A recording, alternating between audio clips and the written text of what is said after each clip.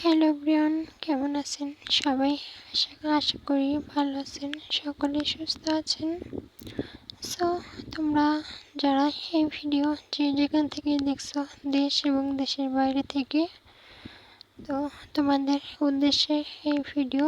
তোমরা যারা 100% real service করতে চাও, এইতে স্ক্রিনে যে মেয়ের ভিডিও দেখছো এবং নাম্বার দেখছো, এই মেয়েটির নাম হচ্ছে নীলা।